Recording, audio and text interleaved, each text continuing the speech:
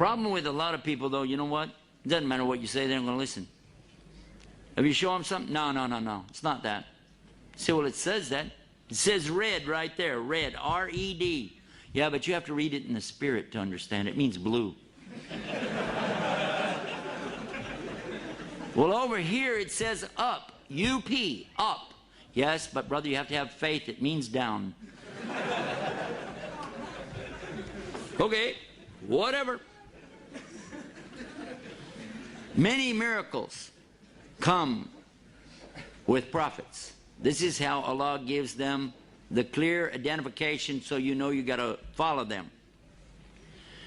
In Surah Ar-Rum, for instance, it begins immediately talking about the Romans had been defeated in the nearest land, which was the Arabian Peninsula. And after this defeat, though, they're going to be victorious within 3 to 9 years. It's a word in Arabic that means 3 to 9 years. And sure enough, they were badly defeated in Antioch in 613, and as a result, the Persians swiftly pushed them on all fronts. It was hard to imagine the Romans would ever defeat the Persians, but sure enough, the Quran was right, because the Romans were victorious within 3 to 9 years. It was in the year 622, 9 years after the Romans' defeat. The two forces met again on Armenian soil. The result was decisive victory in favor of the Romans. MashaAllah. Prophecy was fulfilled. Now that's a prophecy, though, in the time of Muhammad. So the detractors from Islam would say, well, he made it up after the fact. Never mind the fact that we know when it was revealed because people were reciting it. But they'll still say, well, I don't believe that. I don't want to believe that. It's not mentioned in this book, but most of you will know it when I mention it to you. The most amazing miracle that I know of dealing with the Quran and the Prophet Muhammad sallallahu alaihi wasallam is one that I thought about after I saw a movie called Back to the Future. The movie Back to the Future talks about a guy who goes in the past, then he wants to go back to the future. They had another sequel to it where he goes into the future, then a third sequel to it where he goes in the future, and then he goes way in the past back to the Old West, and then goes back and forth. He's going back and forth and back and forth. Michael J. Fox was in that. But I thought about this, and then I thought about something. Nobody could really predict things that happened in the ancient past that people are arguing about. They don't even know what it is for sure. But somebody to predict something in the past and then make a connection with that to something in the future. Do you think somebody could do that? That would be really tough. I want you to take a subject that happened, let's say, 3,000 years ago, okay? And I want you to take that subject and then predict something about it 1,500 years from now, and let's see how well you can do. Well, the good news is you won't be here, so nobody could blame you.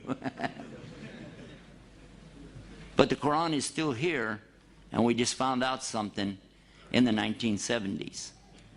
An amazing thing. For a long time, centuries, not just the Christians, but even some of the Jews, people have been arguing about Moses, alayhi salam. Did he really even exist, or was he just somebody that they made the story up about? Big-time scholars of the Bible have actually said that this is just a nice story. There really wasn't anybody named Moses. There wasn't anybody named Pharaoh. There really was no incident of the Jews being taken into captivity or the punishment that they went through and then being saved and taken away from that. It's just something that somebody made up. And they even say it was made up probably during the Babylonian exile, which did happen. This is on record. And when they came back from it, they just put all that together to kind of, encourage the troops and stuff like that. This is actually in books that I've read about the scholars of the Old Testament. So the Prophet ﷺ only repeats what he hears. The angel Jibril is a representative of Allah and tells him to recite. He recites, And what he hears, he recites, and the people recite the same thing. And we've been doing that mouth to ear and ear to mouth ever since. In the Quran, there's a statement, a strange statement, that was actually discovered by a non-Muslim in the early 70s. He was one of the world's top surgeons and lecturers, scientists from France, Dr. Maurice Bucaille. He was asked to go to Cairo, Egypt, to examine the corpse of a mummy. They wanted to do some forensic work on it to get some information and discover whatever they could from this mummy. He was amazed because he said, we can prove that this person died of drowning. He was asphyxiated, meaning that his lungs filled with water, and he died from this.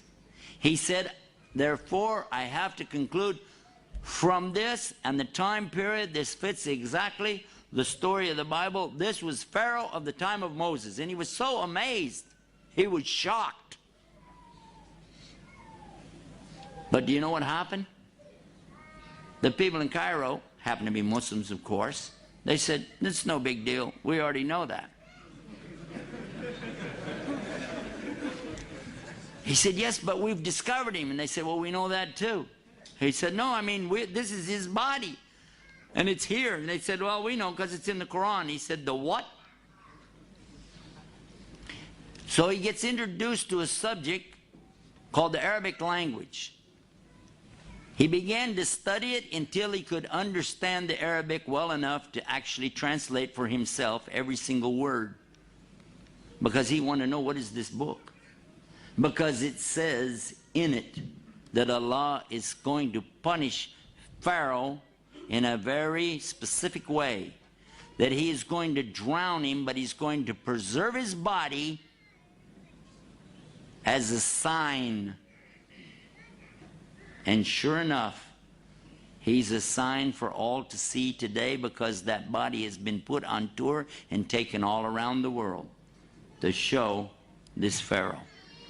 If you haven't seen it, I have. I saw it when it was on exhibition in Chicago. Happened to be up there, went to the museum and saw it.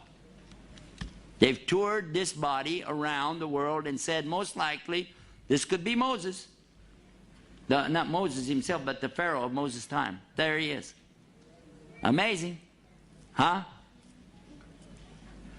But that's not where it ends. Dr. Bucaille continued his study until he managed to go through the disciplines of geology and geography, astronomy, embryology, and prove without a shadow of a doubt that every single reference in the Quran to science is absolutely, emphatically proven to be correct. It was his book that was first published in the French language that really stood the science people up on their ear. It was translated then into the English language, and it was called in English, the Bible, the Quran, and Science. He wrote another book, The Origin of Man, because it became evident, without any doubt, what Allah had said in the Quran proves there is a God, a creation, and human beings did not come from monkeys. And we believe that as Muslims. Although I still wonder, you know, when I look at my brother-in-law, I can't help but think that, never mind, this is another subject.